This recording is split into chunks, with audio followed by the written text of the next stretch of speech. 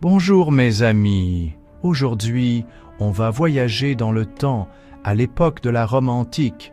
Préparez vos toges, on part à la rencontre d'un personnage extraordinaire, Jules César. Né en 100 avant Jésus-Christ, César n'est pas un Romain comme les autres. Son nom complet, Gaius Julius César. C'est un nom important à Rome, une famille patricienne, c'est-à-dire noble. Imaginez, un peu comme des princes d'aujourd'hui. Mais attention, à l'époque, Rome n'est pas encore un empire. C'est une république, gouvernée par des sénateurs. Et César, ambitieux et intelligent, rêve de grandeur. Il veut laisser sa marque sur le monde. Suivez-moi, on découvre ensemble son incroyable histoire. Jules César, dès son plus jeune âge, montre une intelligence vive et un charisme certain. Il apprend vite, comprend les jeux de pouvoir et excelle dans l'art de la rhétorique, c'est-à-dire de bien parler. Mais César, ce n'est pas qu'un intellectuel, c'est aussi un homme d'action. Il devient militaire et part en Gaule, la France actuelle, pour conquérir de nouveaux territoires. Et là, c'est le début de la gloire. De victoires en victoires, il soumet les tribus gauloises une à une.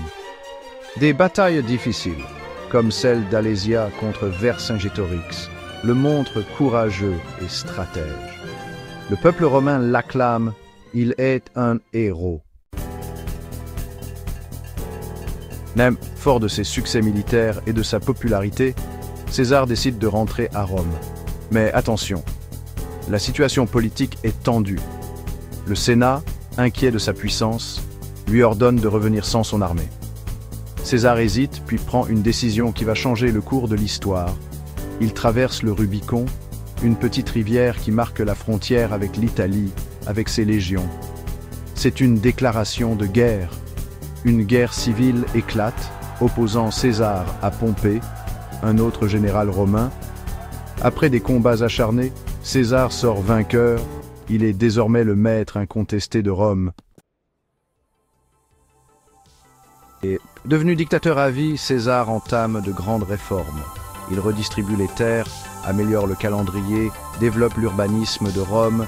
Il veut laisser une ville plus belle, plus juste, plus puissante. Mais ses ennemis, jaloux de sa puissance, organisent un complot.